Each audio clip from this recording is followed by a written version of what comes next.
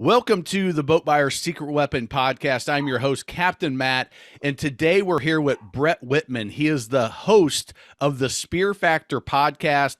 He's got a YouTube channel, but more importantly, I think he's kind of a badass. He's a diver. He's a spear fisherman. He was in the military. He's jumped out of planes. I listened to a podcast where he's trained with dolphins. So we have to tell that story at some point. But Bret, thanks for joining us here. Thanks for having me, Captain Matt.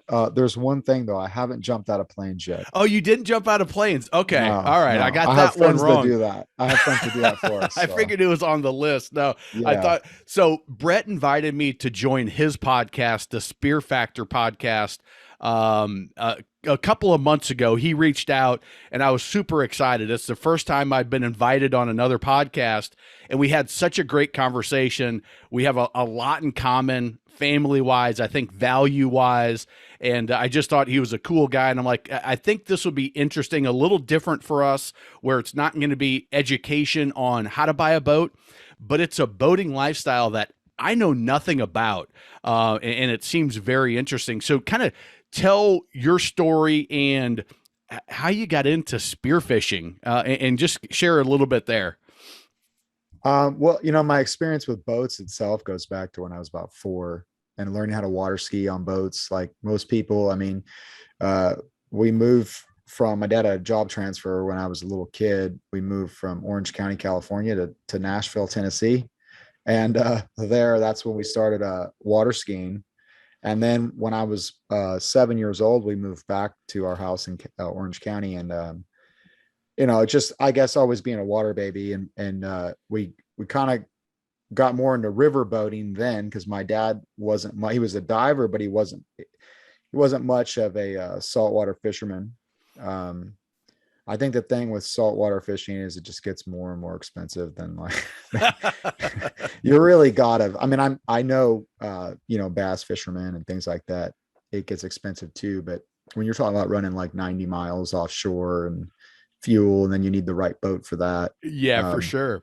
Yeah. So for me, spearfishing, growing up surfing, from, like I said, when I was about 7 and I started to let's say I guess I started surfing, and then in my whole life story, you could sum it up.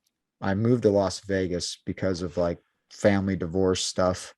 And so when I got the chance to move back to the ocean, I was like hungry. The water was calling you. Yeah. And my mom still lived in Orange County, so I'd fly back and surf and all of that. But literally, like, when I moved back to California after college, it was like,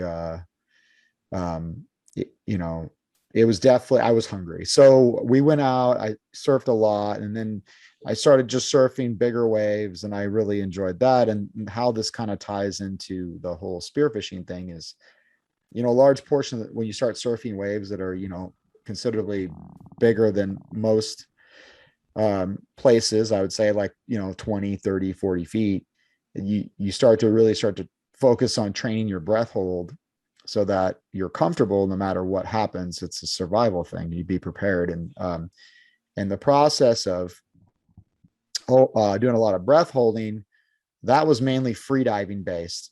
So when I dive and spearfish, we don't use tanks. We use just our lungs. And before that, though, when I was a kid, I got certified at 12 and all that stuff. I got certified, got my certification the day we moved to Las Vegas. Kind of funny. But before that, I always loved to fish, and I always loved to. So it wasn't too long, before I kind of put the free diving and the fishing thing together, and that equals spearfishing. And right now I would say I'm 20, probably 21 years old. And I got a job. I was I was being a bouncer at night, living the life at the beach, working at bars and stuff. And I fell into my job that I did for about 12 years, which was the dolphin job that you mentioned, where I was a contractor diving. Yeah, I heard about that on, I don't know. Yeah. I was training dolphins and sea lions for the Navy Marine Mammal Program. So every day we would take dolphins and sea lions, whatever we were working on, out in the open ocean and have them like locate things or, do swimmer detection stuff and all the stuff for the Navy. And my job was to either dive, swim against them, we called it. We would be on rebreathers and swim against the dolphins. And then they come and like hit you and locate you. It feels not that great sometimes. But like, I'm very fortunate to have jobs that have all complemented my hobbies, essentially. So where, I was on the water 5 days a week on boats, government boats. It's really great to work on a government boat because it's not yours. So you can drive it like an a-hole. You can put a hole in the side of it and be like, hey, all right, let's just fix it up. No problem. So that job, one day we were fooling around and we were like, I bet I can go this deep and all this stuff like that. So that kind of job and the whole alpha male world, like kind of nurtured that spearfishing thing. So I was diving all the time, but then I found the right niche of people to dive with. And so we just started going out in our local kelp bed here. And one of the guys who was my mentor, actually my very first mentor, because it was such a small niche of people back then, and there was no social media, where you found people the old fashioned way, word of mouth or whatever it was. And I was filling up at the fuel dock. And the guy that actually owns the fuel dock was my mentor and a friend of mine now. His name's Colin Smith.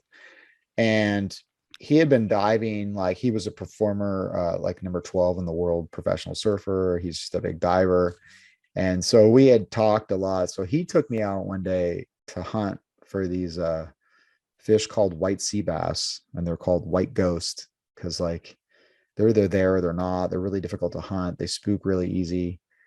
So I went out with him and started hunting there. And before that, I was hunting just about anything in the kelp that, I would shoot a calico bass and bring it home and have dinner, fish tacos, all really basic stuff. Lots of lobster. Diving at work, we dive on shapes, like, inert shapes, and there's always lobster on those things. So you mix business with pleasure and you always come home with some dinner or something. So yeah, that's kind of how I got started in spearfishing. I'm 43 in a couple weeks. So that's just kind of, I've just been doing it ever since. So that, like I said, that's a new world to me. I've snorkeled, but I've not scuba dive certified, something that's on my list as well. But what about it don't people get? What about it don't people truly understand when it comes to the attraction? What is it that drew you to it and your group of friends that are involved? I think the biggest thing is it's another form of being outdoors. Number one, like people that hunt, they go out and they hunt, right? And they have this, like, I don't know what it is, some primitive drive where you go in the woods or whatever. I hate sitting in a tree stand, but like, you go and stalk things, right? So the thing that blew me away is always diving was cool. Scuba diving, you see a lot of things, but that gets bored. Like I was doing that every day. Like I have over 10,000 dives, whatever it is. Like it gets really boring. You start to not be able to dive recreational because you're just used to diving with a task in mind. So you get down there, you're like, I just swim around in a circle. That's not fun, So, the dogs in the background. Oh, you're fine. I've had kids walk in here. I've got one video where my daughter walks in the back. I don't even know she's there. I put it up and I'm like, oh crap, there she is. Oh yeah. Yeah. I had plenty of those too. Yeah. I think the biggest thing is the most unique thing that people, I guess, that drives me to the ocean itself is, when there's no waves, that's flat, it's good diving. And it's just, I don't know what it is, but there's just something about the ocean itself. And you never know what's going to swim in front of you. And you never know what could happen that day, to be honest. Like I always say it like, I always have first. Like I've been in the ocean most of my life and I still have first. Like I remember, being off the coast of Africa for work and we're supposed to be working and like on an actual mission. And, next thing I know, there's this big giant, whale shark that swims by us, and I just jump in the water and chase after whatever doesn't really happen. But the point is, it's like, here you are, you're sitting there and just this random stuff happens in the ocean, and it's really cool. And it's really cool just to like, I don't know, when you're fishing, you're on top of the water and you kind of have an idea what's going on, but there is nothing like, and scientists can study it all they want. They can do all the measurements, all the stuff they want, but there is nothing like being immersed in the water, sitting on the bottom at like, 60 feet, whatever it is, sitting there and just watching the I don't know, like the little fish culture, like the way, the behavior of those animals and how they interact with each other and how they interact with you. You learn so much about, they all have personalities. They really do. Even Really? species have different personalities, different traits. Right. But within that species, like, you're like, oh, did you notice this yellowtail did this, or this yellowtail that was weird? The bigger yellowtails tend to stay off more distance. So you could tell they got big for a reason. Yeah. Like, so that for me, it's almost like forced meditation.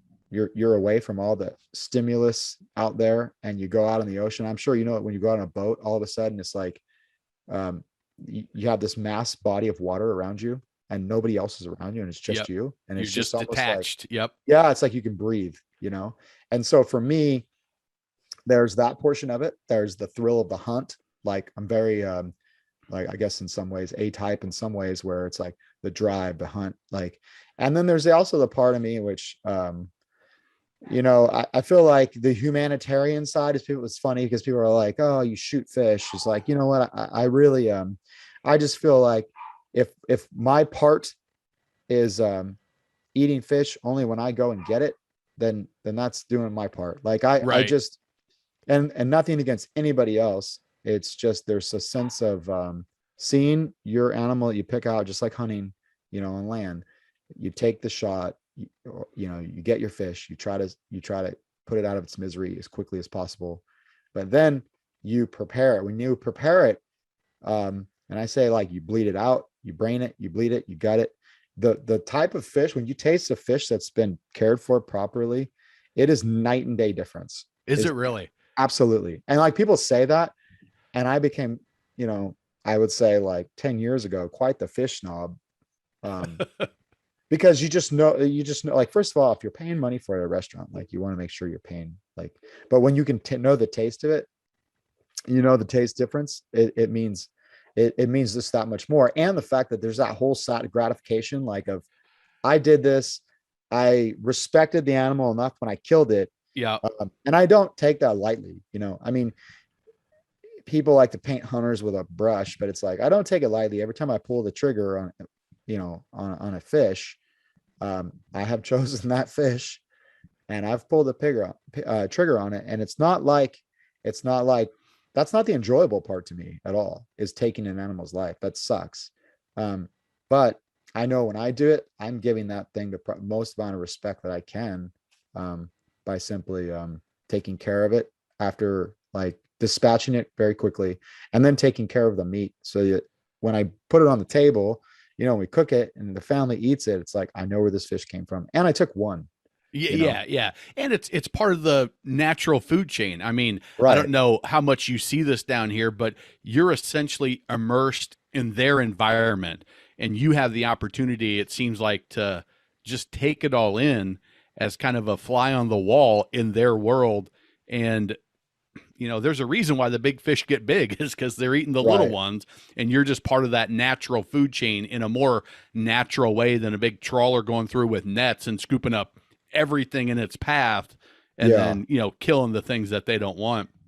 Yeah. So, there's a portion of that, though, which you mentioned, as far as like part of the natural food chain. And you realize that every different species of fish plays a role. They all taste slightly different, and they all play a certain role. So you also have to know, before you pull the trigger on that type of fish, what role that fish plays in the ecosystem, how long it takes for it to grow, what's its breeding rate, like how long does it take to reach sexual maturity.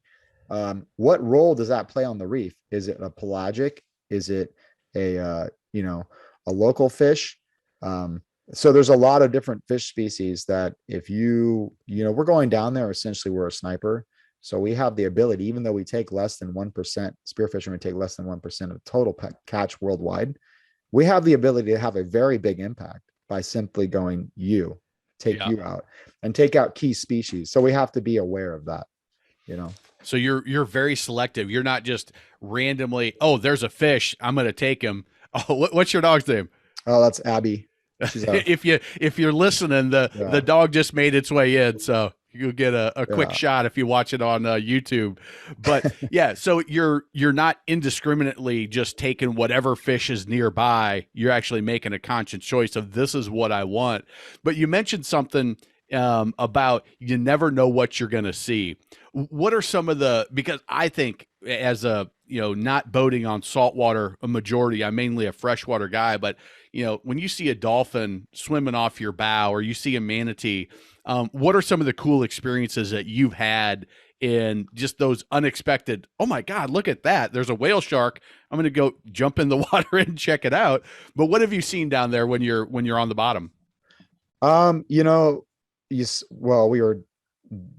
didn't see this firsthand. I was on the boat, but my buddy shot a big dog-tooth tuna. And if you've never seen a dog-tooth tuna, look it up. It's a pretty amazing looking fish. It's got what canines basically is what it looks like. It's pretty scary, but is that picture on your Facebook page? Yeah. Yes, I saw that. I'm like, oh my, that fish is huge, number one, and those teeth are sharp looking. Yeah, it's just my favorite fish because people say it. I didn't realize it till I had the opportunity to go down to the tropics area, Guam. They're the hardest fighting fish in the ocean, and I believe it after I put a shaft in one of those things, and I was like, "Whoa, that was humbling." Where my friend Michael Orr shot it, and then a smaller shark came because in the tropics there's a ton of sharks. Like came and bit into it, and then a larger shark came and bit that shark in half. Oh, so geez. It was like one of those things where it's like, wow, if I could just watch National Geographic, like not that many people can say they've seen that. I mean, that's the food chain right there. Yeah. So it's like not that many people can say they've seen something like that. And for me personally, I think one of the coolest experiences I've ever had was getting vortexed by like 200-pound bluefin tuna. My very first time going offshore was for tuna now. When the bluefin tuna showed up, like they kind of over the course of like years, they kind of hit and miss and show up at like there was one in 82, 92, and then 94. My buddy shot one. But since the last few years, I don't know if they're coming back or they're changing their migratory patterns, but off our coast, there's been, 300+ pound bluefin tuna showing up. And depending on the day, you can get into them and it's really easy. Then the next day or the next school, forget about it. You can't get within 100 yards of them. But for this particular day, it was my first day going offshore and for tuna, and I jumped in, dove down, and the next thing I know, I just saw a wall of 200-pound tuna, and they were just vortexing me around. So, is that a survival instinct for them, or just something naturally that they do, and you just happen to be in the area? No, they were just literally swimming through. We just happened to get in front of them, and then what happens is you just get down and you just dive around, and they're curious. Yeah, for the most part. I mean, they're pretty, top predator fish for the most part, but you dive down and they kind of just like vortex, like, what are you doing? And I'm sitting here with a spear gun, and I thought they were like 70 pounds. I don't know. I've never seen, they were the biggest fish I'd seen in the water at that point. And I was just sitting there almost mesmerized for a second with this wall of tuna. They were actually fairly close to like, what I thought. And so they were just swimming around me, and it was just like, like, wow, this is my first time tuna fishing. And, you know, you can't, those are those experiences you can't really explain or do it justice, because it just makes Yeah. you feel real little. And then also just an absolute gift. So I raised my gun to shoot it, thinking it was a 70 pounder, and it was like 10 feet away. It was a 200 pounder about 40 feet away or 30 feet away. And I watched the shaft just drop right underneath it. And I see that big thing just go whoop and swim away. And I remember just being like heartbroken. Like, and that was the only shot I got on a tuna that size in years. Yeah. Yeah. So it, you know, my buddy jumped in the same school right after me and shot one. We pulled it up. It took about 4 of us to like there's a whole system that you have to do with fish like that. And it does take teamwork, and we get it up and we weighed them, and they were like, I actually got 2 that day, 208 and 210. Wow. Yeah. And it's like, and we ate that fish for a year. And we would bring it to barbecues and everything like that. I mean, it is incredible. And some people go out and shoot them all the time. I don't, you know, I just want one. I'm good. Right. But yeah, and the level of mercury they say on those things, you know, it's like you're only allowed like so many servings per month. Yep. And here we are gorging ourselves, you know. So I'm sure that's not the best Setting off thing metal for you. detectors. Yeah. Yeah. But I mean, So really cool fish. The things that you can get into are, I mean, indescribable for even a guy that's been around water my whole life. Is that experience of being in a school of fish, being on the bottom of the ocean. It seems very cool. So if let's say there's somebody that says that sounds interesting, you know, I've always wanted to try that, or ooh, maybe I want to try that now.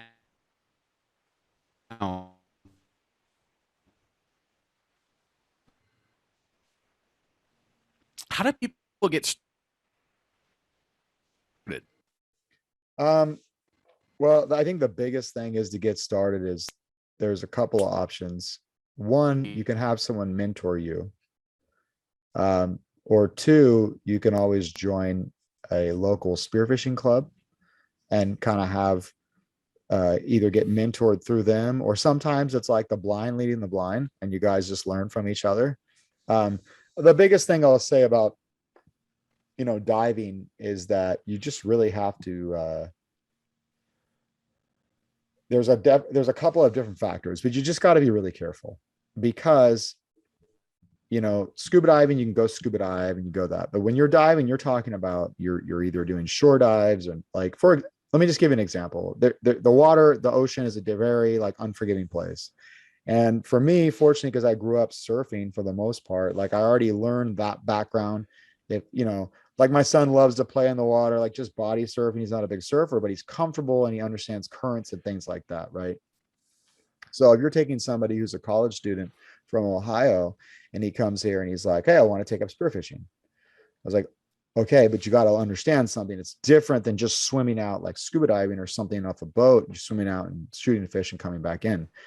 There's a lot of problems. There's a lot of conditions. There's a lot of factors that play into things, weather, bottom type, you know, all those things. So you just have to be careful. So I always caution people, do it, enjoy it, but do it smart, you know, ping on people that have been there and done that. And don't be afraid to ask questions. Yeah. Have that respect for the water and the environment that you're getting into, because a small mistake can turn catastrophic real quick. Yeah. I mean, there's people that die every year, even locally, and there's a few people that I know that have, you know, that have passed away, and some of it was avoidable, and some of it was accident, like just accidents. And so the thing is, like one guy, and I kind of reference this poor guy a lot. I don't know him personally, but he had mentioned on our Facebook group page, he was like, hey, is anybody going diving tomorrow? I'm looking to get out. And for me as a surfer and a diver, just like a water guy, I'm looking at the surf forecast and it's supposed to be 10 feet, you know. I was like, so I'm going surfing tomorrow. And this guy's like, hey, I'm going to go diving at this spot tomorrow. Who wants to join me? And I'm just like thinking, hey, that's not a good idea. Did you check the surf forecast? Like that sometimes, because if you don't know, it doesn't even register in a newer guy, a newer diver or girl, a newer person, his mind is the, like, it's not like going to the field or going to the court. You really have to, every day conditions change, and it may be smooth in the morning, and then when you're out diving it changes drastically, and now you can't get back in because the tide came up and shut down the area which you were coming in or you're planning to exit. So all these things, every little spot is different, so you have to you've got to be smart about it, and just be cautious about it. And the other thing is like, um, that's just one facet of it. The other facet is now you're running around or swimming around with a gun in the water. Granted, the range is like 20, 30 feet at tops, but know what you're hunting. Number one, know what you're looking for before you shoot it. Know what you're shooting. Um, you know, the other thing is make sure there's no one around you. Like, or I'm sorry, let me make sure there's no one in range of you're gonna shoot. So like a lot of times, sometimes when the visibility is bad, we're shooting at shadows, right? But from years of training, I know what a silhouette of a certain type of fish looks like. I know what that looks like. I know what a sea lion looks like too. And if you're a dive buddy, and you should always dive with a dive buddy, if you can, do it. It's going to save you your life one day. Your dive buddy needs to know like how to spot you where he's not going to get shot either. So that's the other thing. So sometimes,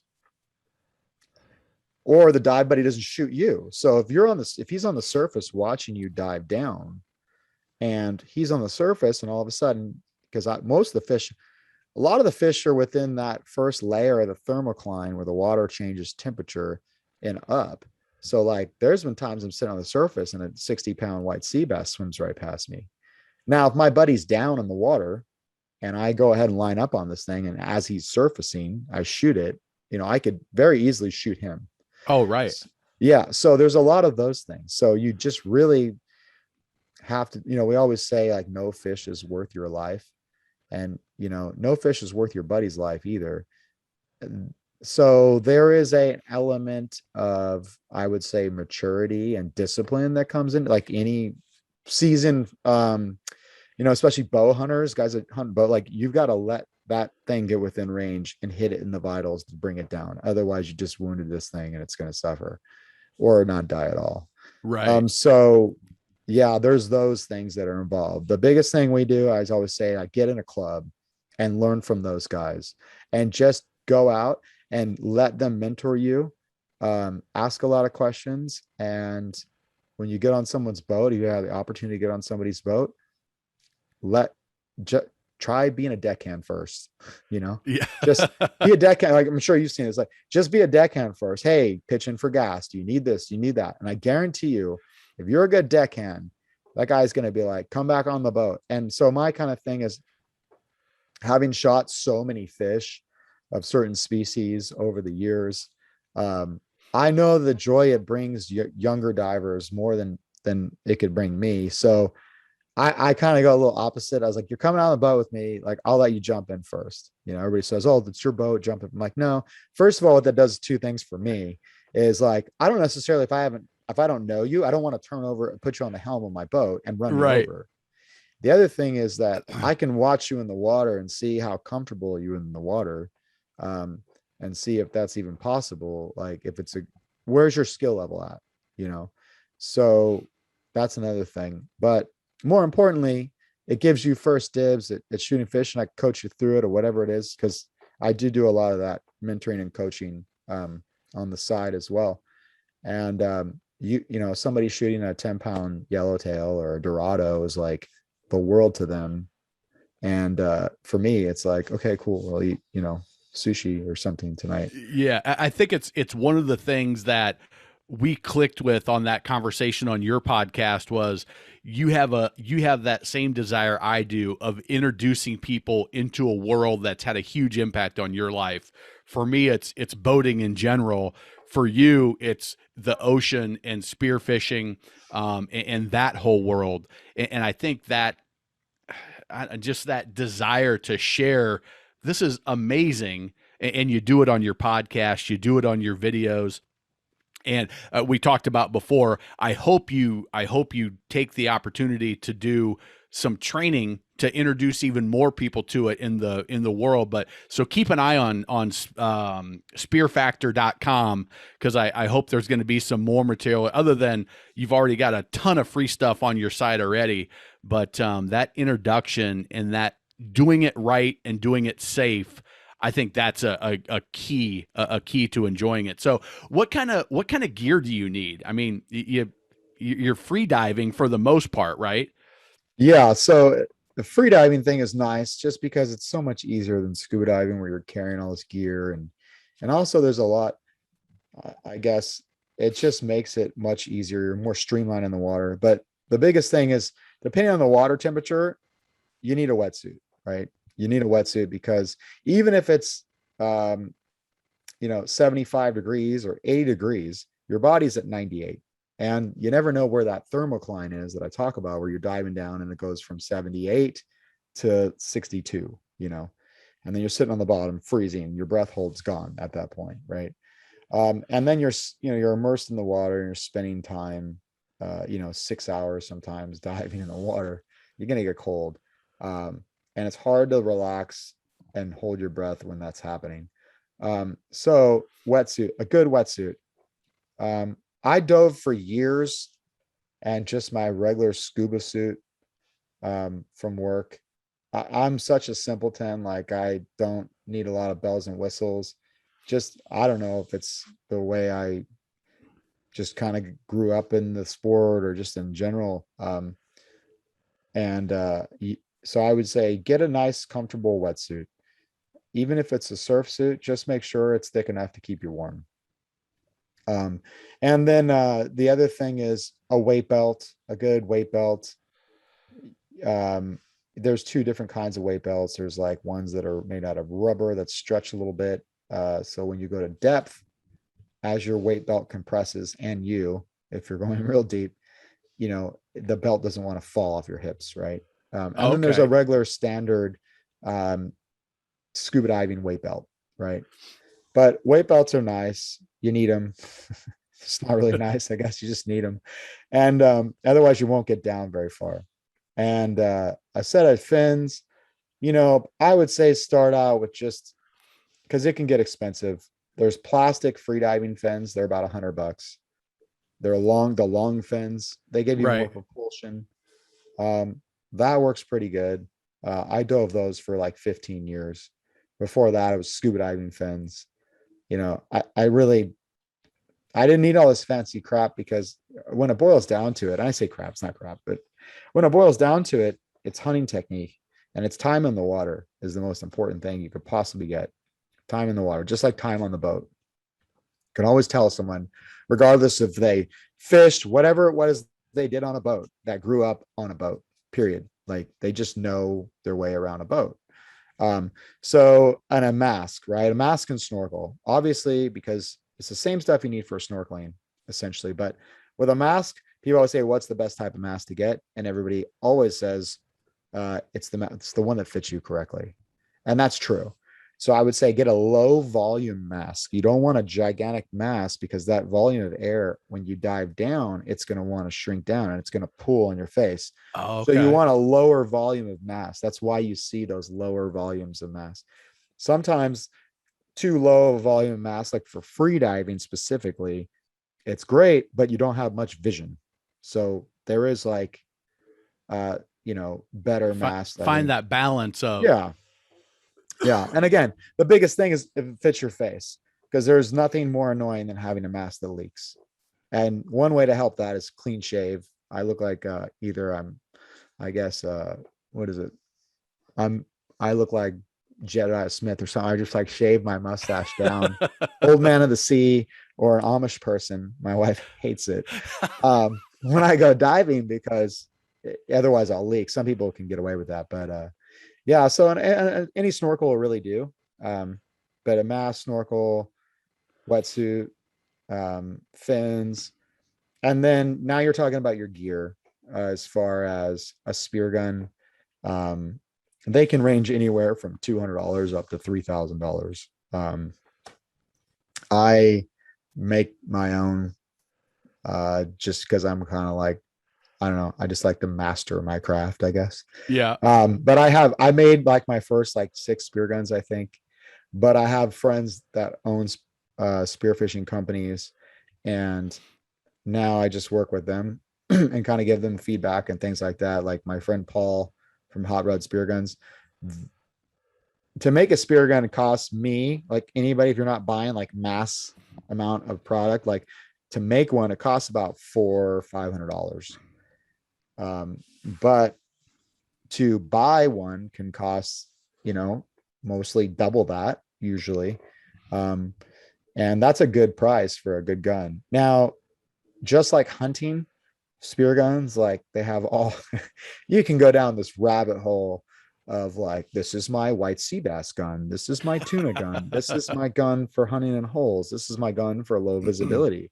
It's like, in the military, everybody has their favorite caliber. Everybody has their favorite, if you're going into like a kill house, they say you don't necessarily want a long rifle. Like that's not really going to do you much good. Right. So it's kind of like that but when you're first starting out, I always say, go small. You can always add on to stuff later. I would say get like a nice long, a pipe gun. They call it a pipe gun. It's basic aluminum tube. It's like 2 bands, 3 bands sometimes, anywhere around 50 inches, 55 inches. You can pretty much shoot just about any reef fish with that. Even 2 bands is fine. Even 1 band really, but like 2 bands is nice just to give you a little extra reassurance that the shaft will penetrate when it gets there. Right. And now, so I typically go with that. Yeah. Can you rent the stuff? Like, if I said, Hey, Bret, I want to come out with you and I want to hire you to take me diving. First of all, are you going to want me to have some experience? And second, could I rent this equipment somewhere to just try it out? Like, is that doable? Yeah, you can rent it. You can rent it at most of these spearfishing shops. There's a couple here in San Diego, and there's a couple in Orange County. Spear America, James and Joseph up in Solana Beach. Spear America is in Orange County. There's Spear America South Bay in LA. There's a shop down here, Spear Shack in San Diego. You can rent them, and I would say, like anything, there's nothing wrong with renting the gear, especially before you go out and purchase. It's nice the one thing I'll say about owning your own gear, especially when you make your own gear, because like I said, I make my guns and I make my float. I make all my own stuff. That equipment so well. And all the little nuances, because every gun is rigged up differently. Everybody rigs their guns differently. So it's nice. So when you go rent stuff and you take it out, before you even get in the water with it, familiarize yourself with it. How do you rig it up? Because sometimes what happens is people shoot a fish and then they go to reload. They don't even pay attention. They didn't realize how he was even set up to begin with. And then you hand the gun to like your buddy and he's like doing it the whole time and trying to show you. So do it beforehand. Yeah. Interesting. Yeah. So if you're coming out diving with me, you don't have to have any experience at all. But just you gotta just let me know or let somebody know so that they know what to expect and like can throttle it back. So for example, we went out one day diving on kelp patties, which kelp patty is like pieces of kelp that break off and they float out in the middle of the ocean. And it's usually like a rest stop for like Dorado, yellowtail sharks, whatever it's a little rest stop, I call it. Well, so you jump in, and we had a guy and he had surfed a lot. So he had his surf suit on and he had gear and he was talking and right before he got in, he had a surf suit, which is like a 3mm suit. And he put on about 20 pounds of weight.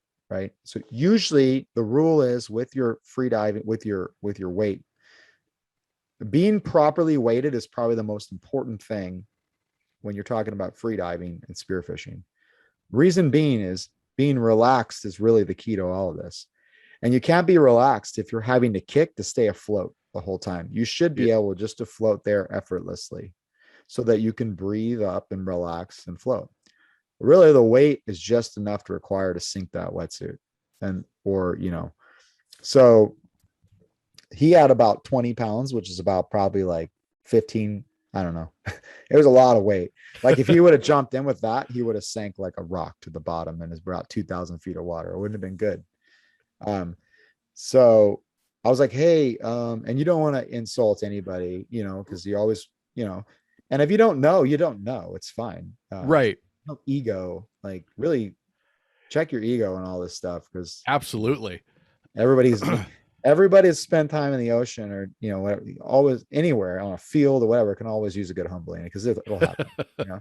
So I asked him, I said, hey, are you sure you don't have too much weight on? He's like, and he goes, I don't know, I don't have any idea. I have no idea. I was like, dude, perfect, thank you for saying that. No, I'd rather have you say, cool, well, I'm gonna get you dialed in. So I was like, okay. So then we just put the boat in neutral, walk back there, another friend, we just help them all out, put him in. And it's so funny because we put him in and he's comfortable. He jumped in with one of our friends that's comfortable, and they're going. And I look over, I was like, what's that? Oh, and it's a big mako shark, like fin, probably about 100 yards off the kelp patty, but he doesn't see it. Yeah. But he's like, hey, there's Dorado here. And I was like, and he goes, I missed. And I was like, thank God he missed the fish, because if he had wounded that fish, that mako would have made a beeline for him. And his first time diving offshore would have been a rather large mako shark coming up to him. He probably would have smoke screen. There goes his calmness out the window. Yeah. Yeah. So, and it's funny, I will say about the shark thing, because, I'm assuming everybody wants to know about the sharks, because that's all everybody wants to know about when you dive. Is when you spend enough time in the water, it really makes you realize that, mako sharks, great whites, whatever, maybe for the exception of great whites, but most sharks, all they really want is your fish. They want nothing to do with you because you're not natural. They don't even know what you are. Right. But what happens is, like I've seen it in the tropics, you're talking about, 30 sharks, 20 sharks, 10 sharks, and then you shoot a fish and they all go crazy like a pack of wild dogs. And they're just either, there's different techniques. I kind of wrote a big thing on, like, there's different techniques for the sharks. My experience with sharks, it's different species act differently as well. But usually if you can shoot a fish and so do it really quickly and kind of go down there and state your claim on your fish, because you're, with fins on, like I'm probably 8 feet long, Right. And I go, and I got my fish, and I'm like, and then everybody calms down like a bunch of little kids. It's like the alphas here. Like everybody calms down, like, okay. But there's been times where, as it's getting darker, they're getting more and more like ready to feed because they're just more in that mindset than in the middle of the day. Or a different species of shark will show up who's like, no, I'm the alpha here. And you're like, yes, you are, sir. Get the boat over here. Let's get out. So yeah, we don't ever want them to get the fish, because now they're being trained. Oh, that trains them. Okay. Yeah. Yeah. So they hear, there's a spot we spearfish in Guam, and as soon as they hear that gunfire, it's like everybody shows up. Interesting. And it's really annoying. Like we lost 8 out of 10 fish on that spot before we even got it. And it's like, we'll just go. We'll just leave. Yeah. It's not worth it. One time we were diving, it looked like the seafloor was moving, and it was just a huge tiger shark, but it was funny because the big predator sharks, they come in on the edge of the visibility and you see them and they leave, and you don't know if they're going to come back from one way or another, but he was just cruising. And I think, and it's funny because he was so far out there, it was at 60 feet, 70 feet on the bottom. I thought it was like the reef was moving. So it was either, and we talk about to this day, like I was looking at the video, it's like really hard to see, but it's like, it was either a gigantic tiger shark or a whale shark on the bottom. I really don't know, but it was a large. It was big. Yeah. So it's like, okay, get the boat over here. We'll just move a mile away or whatever. But I mean, again, if that shark really was, looking for a problem, he could have given us a big one, Right. So no close encounters with sharks or anything other than, oh my, that's a big one, but no attacks or anything like that. It's it's a safe. Yeah. Yeah. Come on, you got to share at least Well, one. Although a safe, if you know what you're doing and you're paying attention, a yeah. safe thing to do if you do it the right way, but you've got to be aware. Is that? Yeah, there's times where it's like pick your battles. I mean, Yeah. is it smart, even if the world record tuna swims up to you, is it really smart to pull the trigger right now, knowing that you're probably not going to land it? And if anything, that shark, I mean, obviously with tuna, but like you just have to be careful. Like what we learned is when you shoot a dogtooth tuna over 50 pounds, the majority of sharks will stay away. But when you Okay. shoot a smaller one, it's game on. So that stuff goes into effect. But like for us, I've seen a couple of great whites in the boat. When I was on the boat getting ready to jump on a padding, I was like, "Whoa, that's a big shark!" And you see the you can tell because their fin is pretty pronounced, anyways. But their back, when it goes where the dorsal meets the back, it doesn't round; it just goes out. It's that wide, Okay. you Yeah. know. But my friend was diving and he saw two like 10-foot great whites on a dive, and they just kind of looked at him and he looked at them. So when they get to a certain size, they start actually turning over from eating fish to mammals, you know. And I'm sure a lot of people have seen a lot of the great whites here locally, and it's all like the smaller, you know, basically baby great whites and juveniles, and they haven't turned over to eating mammals yet. But um, you know, again, though, but they'll go for fish, you know, and that's where Yeah. people get bit. That's where a lot of the problems happen, is that it's not necessarily a man-eating shark, but I'll tell you what, like even at all my instances of the crazy sharks have been like 3 feet and less, these little baby sharks, and they'll sever an artery real quick. Like Yeah. he bit like this one little shark, so funny. I was like, you're going to be okay, little buddy. You'll be fine in the ocean. But like this guy came in, he was probably 2 feet. I got this video and we're laughing at him at the same time. But like he came in, keeps coming in, like, and I was like, what? And like poke at him, like, get out of here. Like, and he bites my friend's gun and severs his bands like that quick. Just Yeah. boom. And then flips back around and then tries to bite his fin. And then he comes at me and I'm like poking him off. And we're fighting this like, it literally like the size of a chihuahua. This like animal that really, I mean, if he bit you in the hand, could cause a problem. Like, fortunately for me, I've never been bit. I've seen a lot of sharks and I've seen a lot of sharks go crazy. Like the one time I thought there's 2 times actually where I was like, it's going to happen today. This is the problem. Is where my friend, it was getting dark and he shot a nice rainbow runner, they call it, really good eating. And I was spotting him because of the shark. So I dove down to try to like secure the fish after he shot it, because usually it's like you're trying to manage stuff or you're trying to come back up and get a breath of air, and I'll dive Yeah. down and grab it and I'll state my claim on this thing. Well, the fish wrapped itself around my gun and got tangled on me, and I didn't grab it yet. So as I swim to the surface, it's flying around Yeah. and it's splashing me in the face. And I'm on the surface and it's getting dark. And I see through the white water, if it's splashing, there's a shark cruising this way. And you can see them getting more anxious, like they're like, like they want to eat. And so if this thing's tangled up around me, going crazy like that, I'm like, oh, this is it. They're going to come in and go for this thing. And I'm going to get bit right in the chest or something. I mean, it's just not, it's a flailing animal, and it's sending all these triggers to all these hungry sharks around. Yeah. And it scared the crap out. I was like, oh, this is not good. Like I knew like this is not good. And fortunately what had happened was, even my buddy Mike was like, oh my God, dude. What happened is that it ended up flailing so hard, it ripped itself off the shaft and took Okay. off and then got eaten. Okay. So, Yeah. So it was happening. You just got out of the fray. Yeah. And so that was the one time. And another time was really bizarre. As soon as we got in the water, we started chumming, which was kind of funny. If people have ever seen pictures of some of my friends, like we'll have these hula skirts of chum where we have called a stringer. And it's just where you put your fish on, but like we put chum on it, like whole fish. So we have this like skirt of whole fish going around us, and then you jump in the water. It's like insanity. Like in some places you would get eaten doing that. And that's what I mean by certain sharks are different depending on where you're at too. In Hawaii, you do not ever keep your fish on your body. You put it on your float because a big tiger shark will come and eat you to get to that. Like, Oh, that's the really? last thing you want on. Wow. But in Guam, for some reason, if you have your chum on you, they stay away from you. It's different species of sharks, different attitudes. Every reef's different too. So now that's not to say if a big tiger shark were to come up, like, get that crap off you. But most of the sharks you encounter are smaller gray reef sharks, and they're nuts too, or silver tip sharks. But you just have to be careful. You have to understand the environment you're in and where you're hunting. So pay attention to locals, talk to locals. That's a big thing.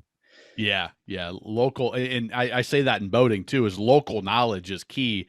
I can give a lot of information, but that local detail, which is something that you mentioned an article that, that you had about different species of fish that's on your website. What are some resources that you have on your site that people may find interesting or valuable? So, I mean, as far as hunting wise, like, what I did is I have a fish guide. So, like, depending on the species of fish, this is what I prefer. And again, there's numerous ways to do things, but this is what I just like to do as far as my gun setup, the way I hunt for them, where I find them, what time of year is good, where they're usually located in the world, like hotspots for those fish. And so I have that for about, I don't know, 25 fish, something like that, like for quite a few fish, the top species of fish that you hunt. And then I also do blogs. The one blog I did specifically because there were so many people that were moving here from the military or going to college, and and I get questions all the time on social media, like, how do I do this? How do I do that? And I was like, I remember what it's like just to it took me 10 years to figure stuff out that it might take somebody 6 months to a year now, because they have all those resources. And that's not a bad thing. I don't think it's a bad thing. But I enjoy helping people. So I wrote this article on spearfishing in San Diego, and it really could be spearfishing in Southern California in general. But it talks about hunting on reefs, hunting in kelp bed, hunting in the blue water, different guns you would probably use, different techniques, and different species of fish and their characteristics and how to hunt for them. And it's about 9 pages, I think. And I give some generic spots, like, dive here is a pretty good spot. But within any reef or within any area, there's always little spots within spots, just like fishing, Right. So I encourage people to go out, like, this is a general area, find your own little reef, go here and you'll find your little reef. And how to deal with, some issues, how to rig up your spear gun and different types. Cause like, people use reels, people use float lines with a float on top. Why the pros and cons to both of them.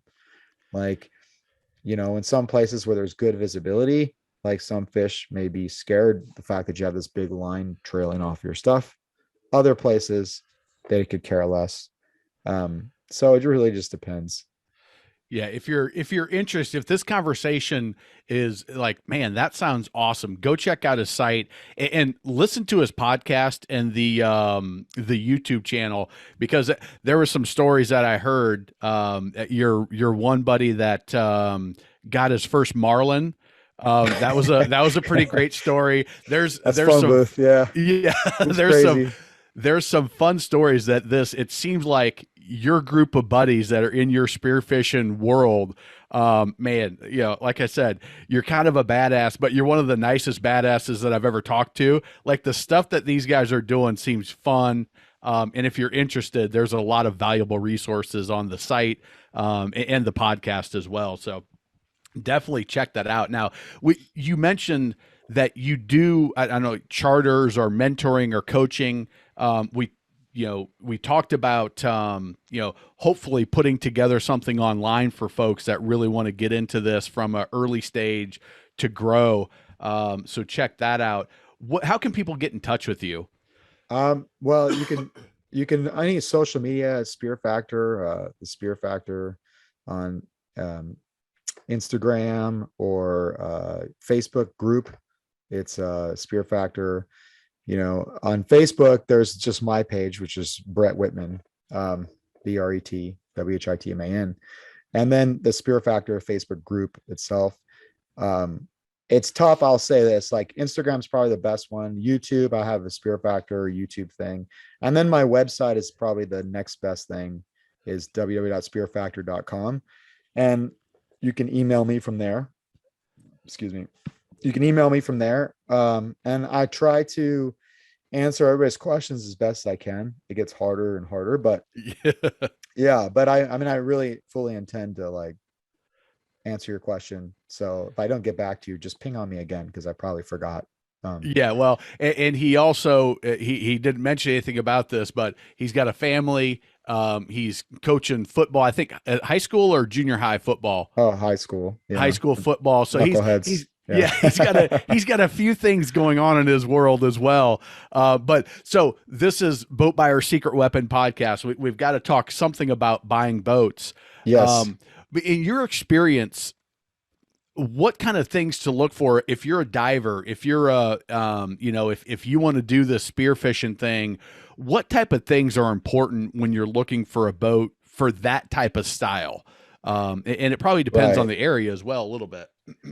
So it really does depend on its area. And I find really interesting in boating, everybody has trends, right? No matter where they're at. So like in Florida, like catamarans seem to be a little more popular than they are out here, based on, I think, because it's windier there, and there's wind chop, and those boats do really well in wind chop. Here we have big swells.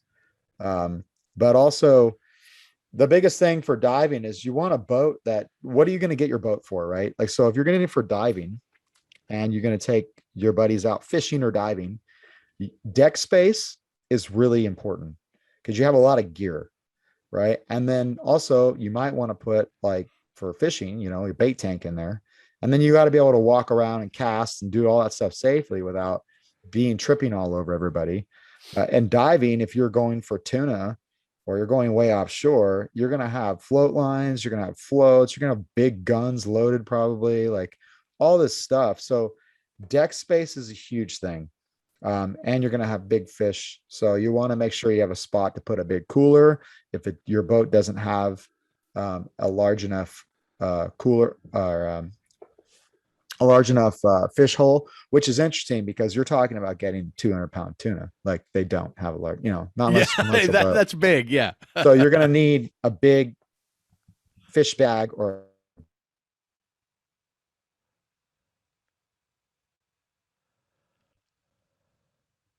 going to be fishing at what type of fishing are you going to be doing? Like spearing, like, are you going to go out to the Channel Islands and dive?